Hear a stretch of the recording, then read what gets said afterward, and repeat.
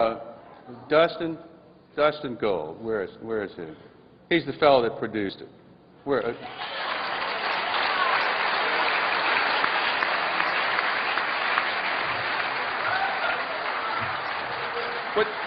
What are you guys doing here? What's going on?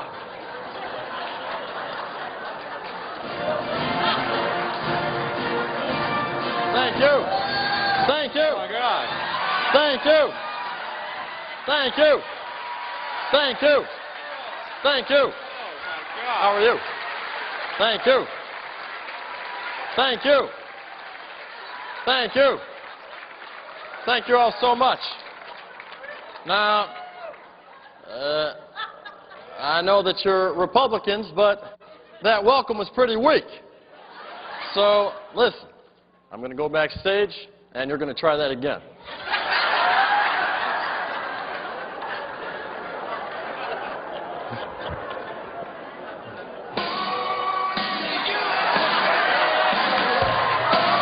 Thank you. Thank you so much. How you doing, Louisiana? Thank you. That's what I'm talking about.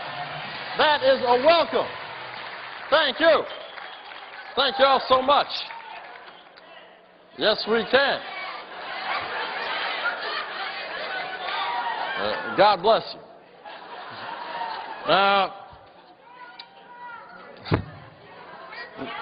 Now, that's enough. It's my turn to speak. Now, it's great to be back in New Orleans. Now, is it hot outside or is it just Al Gore? Now, let me be clear. Let me be clear. I'm here today to extend an olive branch to the Republican Party. Now, I don't want to ruffle any feathers here today, but would you all mind changing this room around according to the pre-1967 seating arrangements? So you over there, maybe over there, and you there. Now, I must thank the chairman of the National Republican Committee for all that you do. What is it exactly that you do? Oh, well, that's right. I appreciate you, I really do. Reince Priebus. That name sounds a little fishy. Can someone call Donald Trump and verify his birth certificate?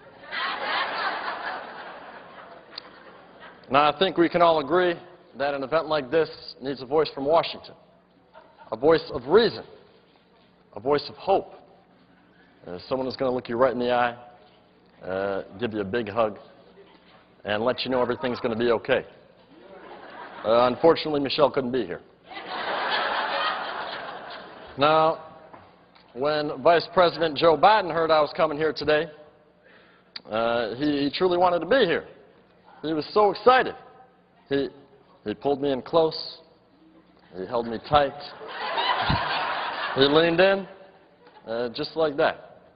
And he whispered in my ear, "This is a big effing deal."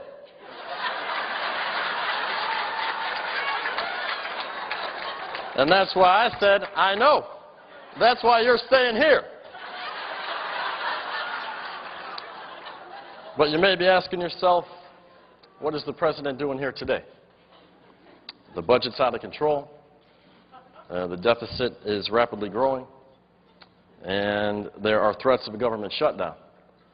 So I figured I'd do what any great president would do in these trying times.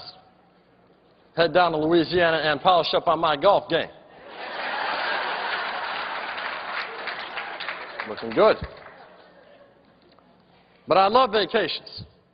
A few months back, the family and I took a nice, relaxing vacation in the state of my birth, Hawaii, or as the Tea Partiers still call it, Kenya.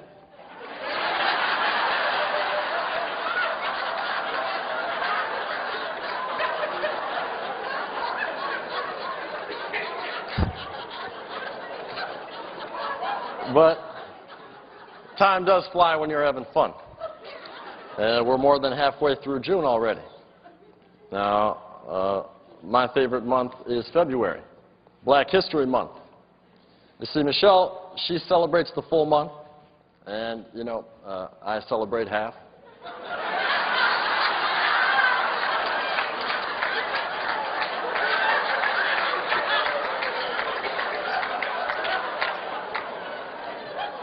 My father was a black man from Kenya, and my mother was a white woman from Kansas. So yes, my mother loved a black man, and no, she was not a Kardashian.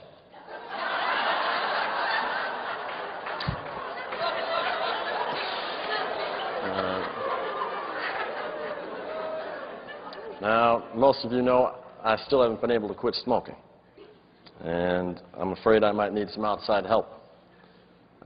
Take a look at this picture someone snapped at me on the 2008 campaign. Yeah, 1 year later, someone snapped this photo.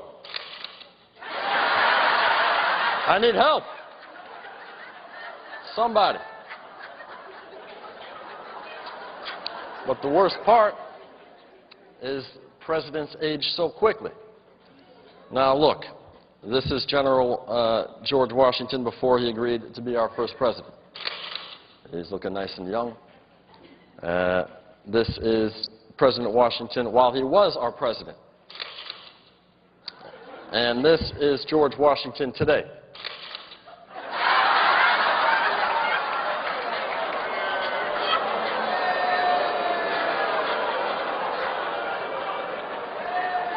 Oh, yeah. You see what I mean? Now, here's W before 9/11. He's looking good, decisive, on point.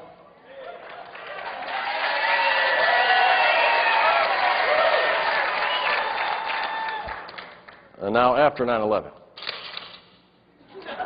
Not so good.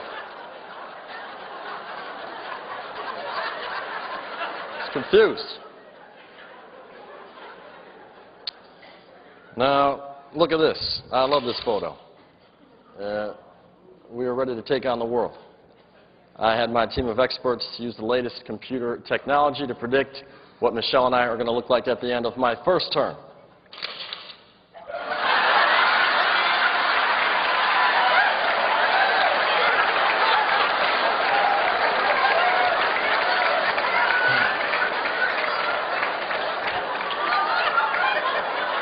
But despite all that, at the halfway point in the most historic presidency in the history of the United States, I've got 2 words for each and every one of you. You're welcome. Now, you're welcome for the thriving economy that I helped to create. You're welcome for the peaceful relations in the Middle East that I helped to forge. And you're welcome for the gift of humility, which I've given to Anthony Weiner.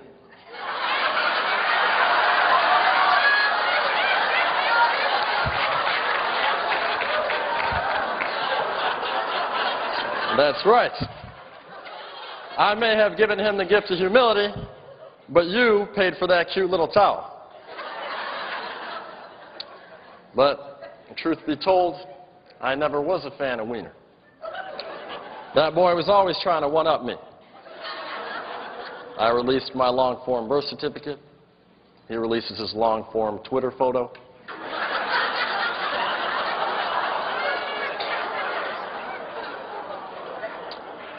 Now, I must say that the state of our union is not good. The debt is rapidly growing, unemployment is quickly rising, and people are being forced from their homes. I feel their pain because in 2 years that could be me. Settle down. Settle down.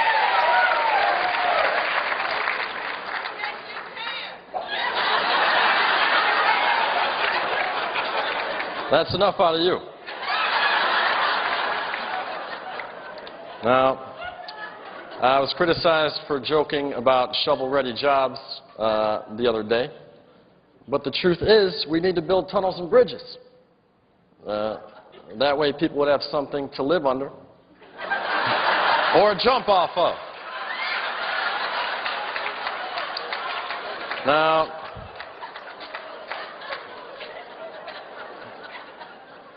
in a recent poll, only 15% of Americans believe that there will be a Great Depression. But the bad news for me, the other 85% believe it will only be a very good depression. Now, I'm proud to say that we're finding great strides, we're making great strides in finding non-combat solutions to finally deal with Muammar Gaddafi, Mahmoud Ahmadinejad, and Kim Jong-il, or as we refer to them in the Situation Room, 2.5 men.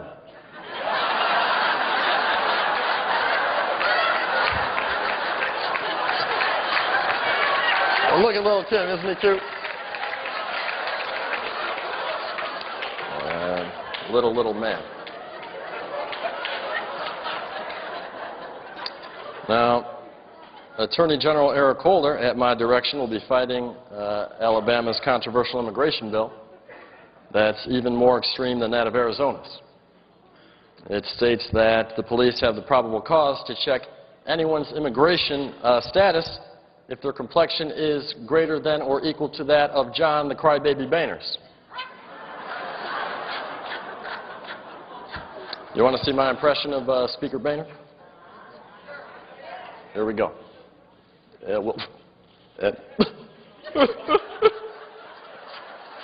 What do you think? I've been working on that for months. I don't know why that man cries so much. Those spray tans aren't cheap. $40. Now, let me be clear. I am against any state interfering with federal immigration law. Shortly after Arizona passed its bill, I received a letter that said, Mr. President, I was born in this country. I get up early every day. I work extremely hard, come home to my wife and my kids, and still the police stop me and question my intentions. I don't think Senator McCain should be treated that way. Or do I? Now, I'm proud of all that. But listening to the attacks from my opponents and the right-wing media, you would think I haven't gotten anything done. But, you know, it's true what Harry Truman once said. If you want a friend in Washington, get a dog. So I did. His name's Bo. There he is, a good boy. Actually, his full name's Bo Diddley. Now, Bo comes from my initials, Barack Obama. And Diddley represents the amount of support I've gotten from Fox News.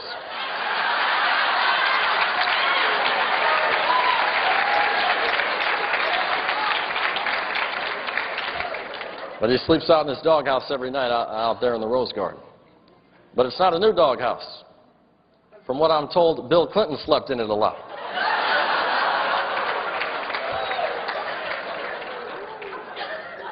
But perhaps my expectations were too high when I took this job. You know, as you can recall, my slogan was, yes, we can. And I got to admit, I thought we could. But apparently, no, we can't.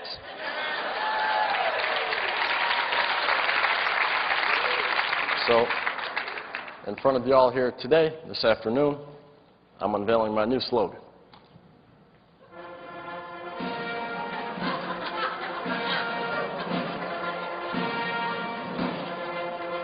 I killed Osama. What do you think? It wasn't George Bush. It wasn't Dick Cheney. That was me. I did that for you. So, you know, that's my new slogan. I think it's pretty cool. But you right-wingers should be proud of me because the mission to capture bin Laden wasn't only successful in that I killed him, and I also, in cooperation with two of my bigger liberal supporters, proved that you were correct after all. Torture does work.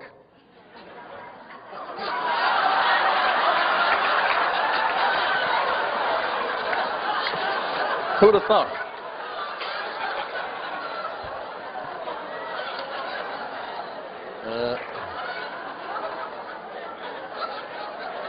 But the economy is frail. It's barely moving. It's gasping for air and desperately clinging to life, just like Newt Gingrich's campaign.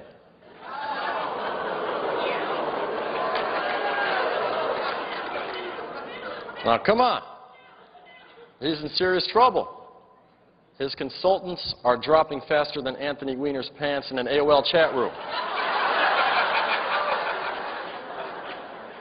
But now, speaking of candidates, a little birdie told me that you're all looking for someone to challenge me in 2012.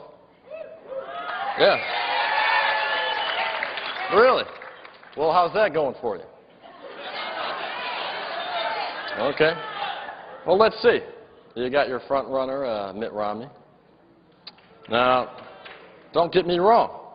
He might make a great president, along with his first lady, second lady, third lady.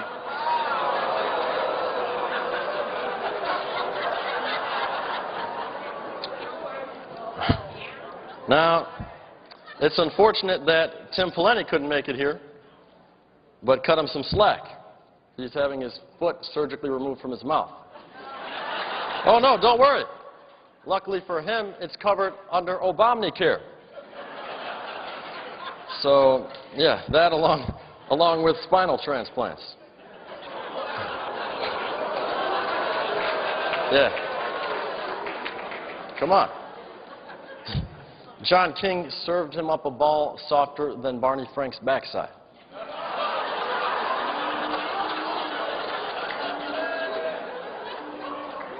Now, because of him, people are asking me, when am I going to explain the details of my health care plan? And I've got 3 words for you. So am I. Now the Donald. Remember him? Yeah, he chose not to run as a Republican, but he's now threatening to run as an independent. But the only thing running independent of Donald Trump is his hair.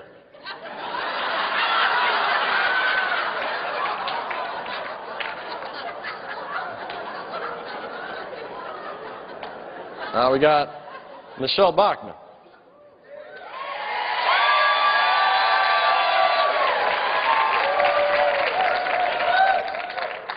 Now, what can I say about Michelle Bachmann that she hasn't already said about herself?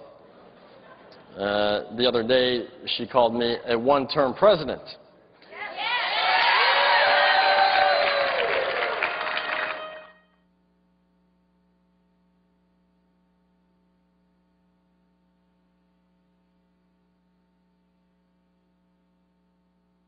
It was a one-syllable president.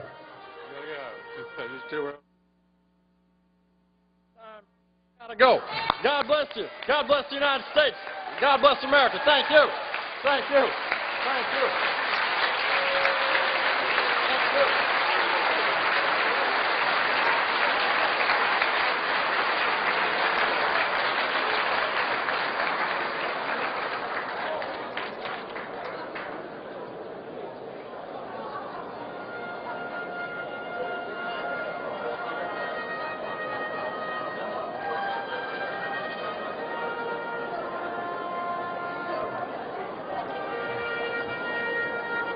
Good afternoon.